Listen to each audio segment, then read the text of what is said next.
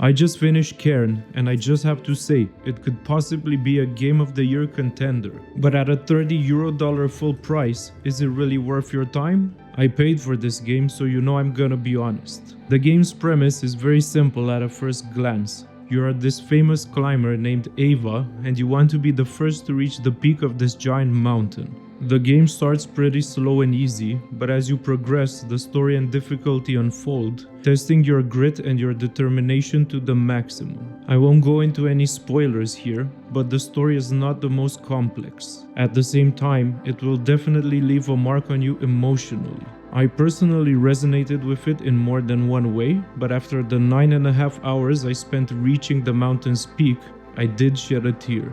The main selling point of this game is its climbing physics, and I have to say, they're super realistic.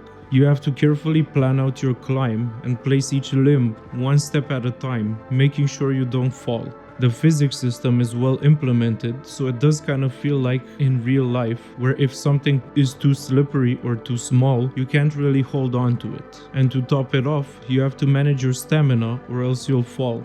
I highly encourage you to use a controller while playing if you have one, as the feedback you get when climbing adds a lot to the experience. On top of everything, you have some survival mechanics like cooking and drinking, and you better be prepared. In the first half of the game, it's easy to keep up with your resources, but towards the end it was a nail-biter. I'm surprised I even made it.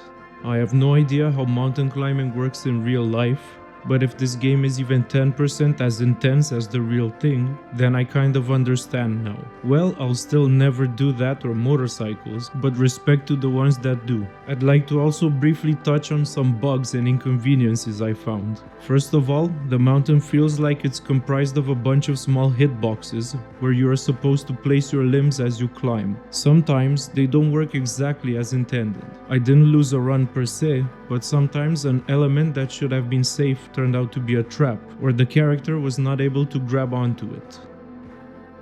Another thing that is more of a pet peeve for me is that we don't have a button for gently landing from the climbing mode. We can jump off, but in some scenarios that would throw us off the cliff, so it can be annoying. Moving on, I'd like to talk about the graphics and the sound. And I have to say, although the art style is not my favorite, the world itself was crafted beautifully, and everything in the game made sense to the world that the devs created. In terms of performance, I played the game on high graphics settings with my mid-range setup, and I barely got any visual or audio stutters. The game ran smoothly 99% of the time, and the 1% only happened rarely during weather events, but it was just like for a second or two. The music though is absolutely fantastic. Most of the time there's just some atmospheric music in the background, but when a song pops up from time to time, it's always a banger. Overall, I think the soundscape is extremely well made and it adds to the mood of the game, especially in the more tense moments. There's not much else to say really, so I'd just like to add some of my thoughts. I think this game is kind of niche, but it delivers 1000% on its promise. It is a tailored experience that you will definitely remember if you manage to finish the game, but then all that is left to do is to replay it, as there is no endless mode per se. For me, it was hands down one of the best gaming experiences I had in years. But I also don't see myself going for another run necessarily.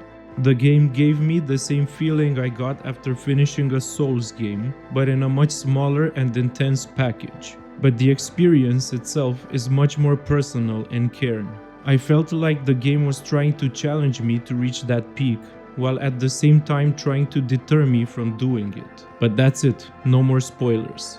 In conclusion, I think that Cairn is definitely worth it, and everyone should experience it at least once. Even if the climbing mechanics are not your thing, if you are the type of person who can sit down and improve at a game without quitting, it would just be a loss to not try it out.